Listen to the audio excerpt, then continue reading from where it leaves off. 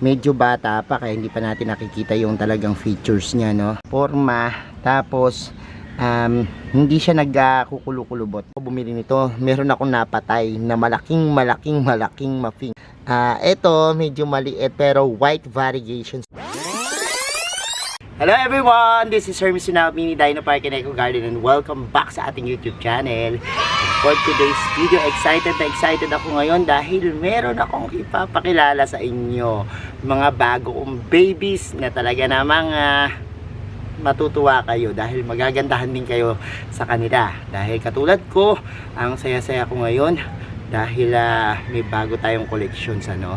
At sa mga sumusubaybay sa akin, kung napanood nyo yung mga collection natin ng variegated snake plants, ngayon dadagdagan pa natin yan. Makikita nyo na sa ating pagbalik, kaya kung ready na kayo mga ka-MDP, tutok lang po.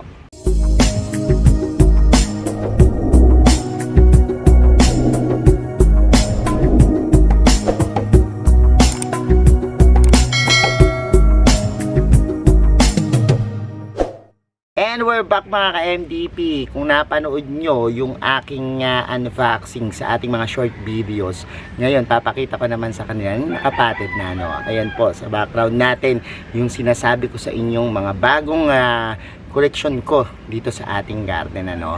At sabi ko sa inyo, mapapawaw kayo kasi ako nung nakita ko sila, nung ina-unbox ko, talagang tuwan-tuwa ako, no? Ewan ko ba kung bakit lately talagang na-enjoy ko yung pagbili ng mga snake plants, ano? Dahil siguro sa mga benepisyo na naibibigay niya, tulad ng pagbibigay ng malakas na oxygen sa atin na kailangan ng ating katawan, at the same time nililinis nila yung mga lason sa hangin, ano. At yan yung mga benepisyo na talaga namang aking tinitingnan sa pagkukolekta nitong ating klase ng halaman na ito. Tara, samahan nyo ko, pakita ko sa inyo na malapitan isa-isa at sasabihin ko sa inyo yung pangalan nila, papakita ko yung itsura nila. Welcome po dun sa ating lumalaking koleksyon dito sa ating garden ng mga variegated snake plants, ano. At sa mga nakatutok, kung naumpisahan nyo yung dati natin, ganito lang, ano, isang ganyan lang. Ngayon ang dami ng mga nadagdag at grabe yung mga presyo ng iba dito, no. Medyo pricey nga lang pero worth it naman dahil sumasaya yung pakiramdam ko kapag halimbawa nakikita ko yung mga alaga natin. And eto nga, may bago na naman dagdag, ano. Isa-isahin natin yan. Naku, natutuwa naman ako. Ayan, ito muna yung ating silver blue na variegated, ano. Ang ganda, no. Ito, oh, yan, ang ganda ng kulay niyan. Variegated yung kanyang mga gilid, ano. Tapos itong isa na to, may variegation din dun sa gilid, ano. Pero malaki na yung bulb niyan, kaya naman tinitiyak ko na marami na yung magiging babies nito at susulpot yung mga pups, ano. Ang ganda lang nito kasi wala pa ako nito. Meron ako nito na ordinary lang, yung walang guhit, walang variegations, ano. Pero this one talagang ang ganda po ng kanyang variegations, no. Sunod natin ito, napakaganda rin naman ito, no. Ibang klase rin to. This is variegated Zimbabwe naman yung pangalan niya, no.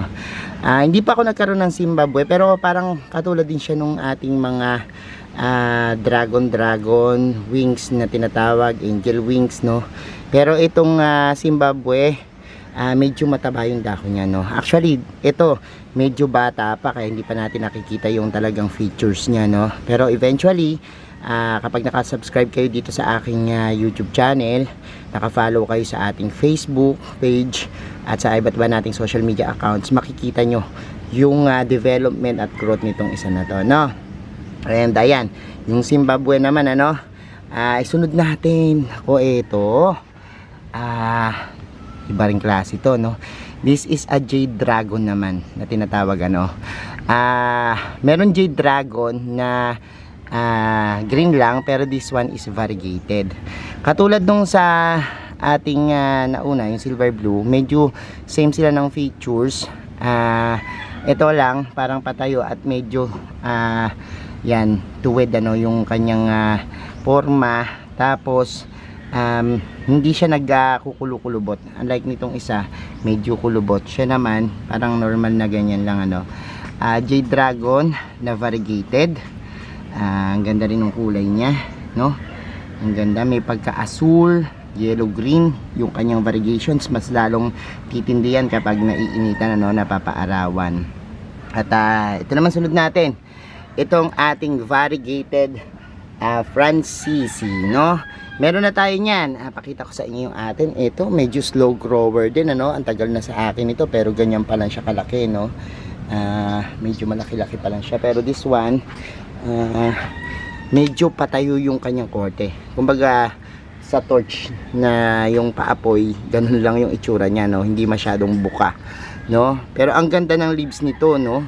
Kasi yung variegations niya, mas marami yung puti. Tas dito makita mo, ayan, no, yung may hati na yan, yung pinaka gitna niya, yan yung may kulay na yellow, no?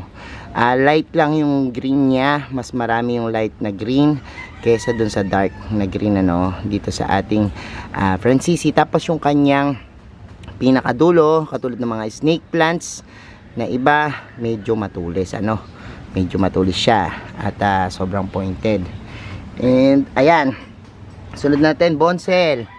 Ayan, ayan. Actually marami na akong bonsel dito, pero kasama kasi siya dun sa set na nakuha ko.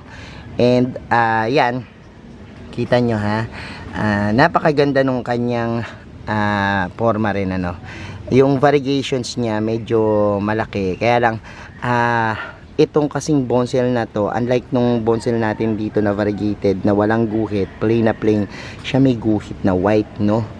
Kakaiba rin yung itsura niya. Sa bagay kasi kapag snake plants ang pag-uusapan, napaka-surprising ng mga inaanak nila, napaka-surprising ng mga namumuo na mga bagong babies, ano, nagpa-pops, no. And ayan yung ating bonsel na isa, no. This one naman, actually ito kaya ako bumili nito, meron akong napatay na malaking mafinga, no. This one is variegated mafinga. And 4 years ago, meron akong ganito na sobrang laki. Kaya lang, sad to say, I think napunggos kasi alam niyo naman tayo, pag bago pa lang tayo sa halaman, hindi pa natin alam o ganong talaga forte alagaan yan, ano. Pero kapag tumatagal, dun mo nade-develop, ano. So I try uli kung ito ay lalaki, no. Pero somehow natutuwa ako dito sa mafinga kasi parang yun yung magkakalahi, ano. Itong mafinga natin, ang ganda ng variegations, no. Ang ganda ng kanyang kulay. Natutuwa ako dahil ganyan yung kanyang pinakakulay. May mga dark green lang na konti, pero mas marami yung yellow na variations, ano. And this one naman, katabi niya, nako, itong andaman, no. Actually lagi ako nakakita ng andaman, pero napaka pricey kasi nung andaman. Ito medyo maliit, pero white variegations kasi itong andaman na to, kaya kinuha ko, no. Usually nakikita natin parang sa Gabriela, kaya lang yung Gabriela malambot, no. Pakita ko yung Gabriela natin dito. Yan, oh, kita nyo. Yan. Yan, malambot yung dahon niya, pero this andaman mas tigas, no, yung kanyang dahon. Pero yung pagka-roset na katulad sa Gabriela, kuha niya, no. At yan, matigas din siya. Tapos yung variegation niya white nga, merong konting blue na guhit, ano. Tapos ayan, meron ding tusok yung kanyang mga dahon, no. So yan naman yung ating bagong andaman dito, no. Actually yan pa lang yung first na andaman ko na variegated. And susunod natin, ako po, ang ganda ng bunlo. Bunlo naman po ang tawag dito, no. Green na green siya, pero meron siyang mga variegations sa gilid, ano. Ang ganda kasi ito parang yung kanyang korte, no, na cylindrical, no. Maganda kasi makitid lang, no. Parang mga octopus na parang mga gagamba naman. Yung mga kanyang mga dahon, ano, kakaiba. So gusto ko rin na mag-ipon ng mga ganito, kaya kumuha ako ng ganito, yung bunlo, no. Actually, parang gusto ko pa ng isa pang bunlo, no. Dahil nung in-unbox ko to, parang natuwa ako dun sa hugis niya, parang flame, no, parang apoy na nag-aalab, ano. Kaya lang ito green na may halong yellow lang, ano. Yan. And sabi ko, ang ganda nito, parang gusto ko pa ng isang ganyang bunlo. And yan nga, ganda rin ng variegations niya, pero may ibang part ng kanyang dahon na hindi pa variegated, ano. So ganyan naman, meron tayong mga alaga dito na limited lang yung variegations, pero maganda yung kanyang kinalalabasan, ano. And katulad din ito, sabi ko sa inyo, nahilig ako sa mga ganyan-ganyang korte. Ito, matagal ko ng pangarap tong Gracilis, ano. Ang Gracilis naman sobrang dilaw nung kanyang variations, ano. Napaka-limited nung kulay na green, tapos light pa. Kaya talagang ang gandang tingnan, no. Bumabagay siya dun sa ating mga katulad na halaman na kulay green, ano, kapag itinabi mo. Kumbaga siya yung pang basag nung isang green na background, ano, dahil dun sa kanyang striking na yellow na kulay, ano, na mala golden, ano, parang sa mga halaman natin na golden Siam, yung mga golden plain, golden Wendy, and yan, napakaganda rin, no. At sabi ko sa inyo, yung hugis na ganoon, nalilibang ako sa mga ganong hugis, ano. Kaya siguro sa mga susunod nating video makikita nyo, meron ako mga ganyan na makukuha pa, no, dahil natuwa ako dun sa kanyang itsura. So yan lang naman, and nakakuha rin ako ng ganito pa, yung mga millionaire snake plants natin. Kaya lang hindi ko na pinakita, no, dahil ito lang naman yung mga bago sa inyong mga paningin, ano. Katulad nito, ayan, yung white natin na andaman, meron tayo ditong green, ano, na andaman. So natutuwa ako, at yan, ang dami-dami na nating mga alaga, pero feeling ko hindi pa ako tapos dahil napakadami pa pong susunod dito, no. Mag-subscribe po kayo, no, para makita nyo yung ating mga susunod na naman, tsaka para aware din kayo dun sa mga ID, no, na mga snake plants na binibili nyo, kasi talagang sa susunod po na taon o sa mga susunod na panahon, talagang magte-trend. At itong snake plants, isa sa mga kikilalaning halaman, ano. At dahil nga madaling alagaan, marami po ang talagang pwedeng mag-alaga nito, no. Kahit baguhan, kahit busy, talagang maganda yung benepisyo niya. Kaya po mapapakuha talaga kayo nitong mga snake plants natin, ano. So ayan po.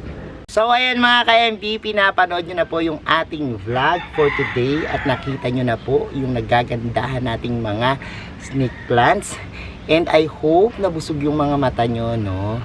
At ayan, thank you so much sa lahat na nagla-like, nag-share at nagko-comment sa ating mga video. Sa mga hindi pa po nagsasubscribe sa ating YouTube channel, kung bet na bet nyo po gantong usapan, plants and gardening, mag-subscribe na po kayo. Huwag nyo pong kalimutang i-hit yung notification bell para laging updated sa aming latest uploads, pati po sa iba't iba nating social media account, sa ating TikTok, Instagram, Facebook pages. Search lang po Hermy Sunaho or Mini Dino Park at Eco Garden, makikita nyo na yan. Salamat ng maraming mga ka-MVP, and this is Hermy Sunaho, nagsasabi sa inyo ng happy planting. Bye bye.